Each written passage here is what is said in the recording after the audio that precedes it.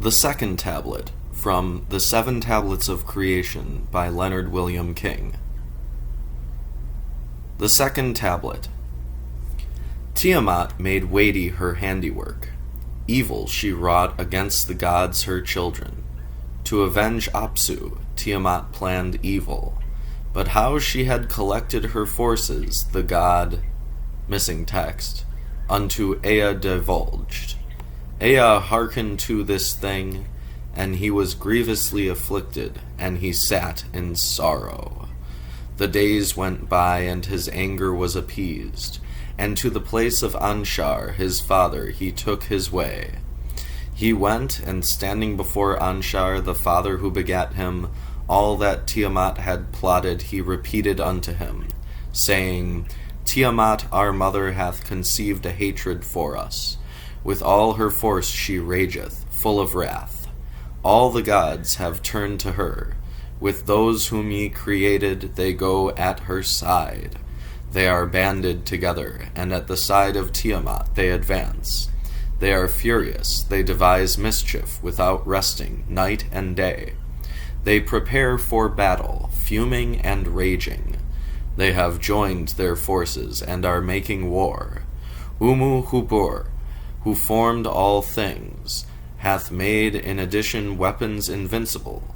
She hath spawned monster serpents, sharp of tooth, and merciless of fang. With poison instead of blood she hath filled their bodies. Fierce monster vipers she hath clothed with terror. With splendor she hath decked them. She hath made them of lofty stature. Whoever beholdeth them is overcome by terror. Their bodies rear up, and none can withstand their attack. She hath set up vipers and dragons, and the hurricanes and raging hounds, and scorpion men, and mighty tempests, and fishmen and rams. They bear cruel weapons, without fear of the fight. Her commands are mighty, none can resist them. After this fashion, huge of stature, hath she made 11 monsters. Among the gods who are her sons, inasmuch as he hath given her support. She hath exalted Kingu. In their midst she hath risen him to power. To march before the forces, to lead the host, to give the battle signal, to advance to the attack, to direct the battle, to control the fight. Unto him hath she entrusted. In costly raiment she hath made him sit, saying, I have uttered thy spell. In the assembly of the gods I have raised thee to power. The dominion over all the gods have I entrusted unto thee. Be thou exalted, thou my chosen spouse. May they magnify thy name over all of them.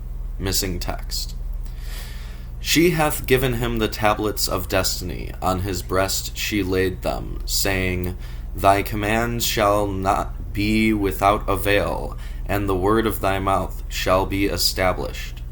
Now Kingu, thus exalted, having received the power of Anu, decreed the fate for the gods, her sons, saying, Let the opening of your mouth quench the fire god. Whoso is exalted in the battle, let him display his might. When Anshar heard how Tiamat was mightily in revolt, missing text, he bit his lips, missing text. His mind was not at peace, his, missing text. He made a bitter lamentation, missing text. Battle, missing text. Thou, missing text.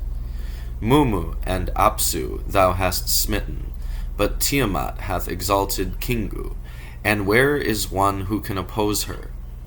Missing text. Deliberation. Missing text. The missing text of the gods. Nudimud. A gap of about 10 lines occurs here. Anshar unto his son addressed the word. Missing text. My mighty hero, whose strength is great and whose onslaught cannot be withstood, go and stand before Tiamat, that her spirit may be appeased, that her heart may be merciful. But if she will not hearken unto thy word, Our word shall thou speak unto her, that she may be pacified. He heard the word of his father Anshar, and he directed his path to her. Towards her he took the way. Anu drew nigh. He beheld the muttering of Tiamat. But he could not withstand her, and he turned back. Missing text. Anshar. Missing text. He spake unto him. Missing text. Upon me. A gap of about 20 lines occurs here. An avenger. Missing text. Valiant. Missing text. In the place of his decision. Missing text. He spake unto him. Missing text. Thy father. Thou art my son, who maketh merciful his heart. Missing text. To the battle shalt thou draw nigh. Missing text. He that shall behold thee shall have peace. And the Lord rejoiced at the word of his father. And he drew nigh and stood before Anshar. Anshar beheld him, and his heart was filled with joy. He kissed him on the lips, and his fear departed from him. O my father, let not the word of thy lips be overcome. Let me go, that I may accomplish all that is in thy heart. O Anshar, let not the word of thy lips be overcome. Let me go, that I may accomplish all that is in thy heart. What man is it who hath brought thee forth to battle? Missing text. Tiamat, who is a woman, is armed and attacketh thee.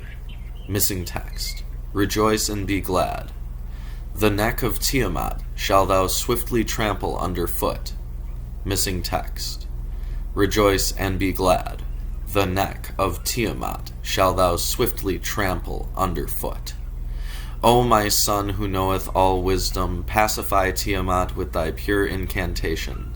Speedily set out upon thy way, for thy blood shall not be poured out. Thou shalt return again. The Lord rejoiced at the word of his father.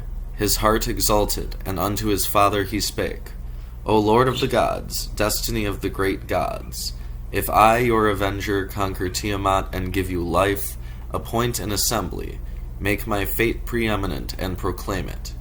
In Up-shu-ki-naku, seat yourselves joyfully together. With my word in it place of you will I decree fate. May whatsoever I do remain unaltered. May the word of my lips never be changed, nor made of no avail.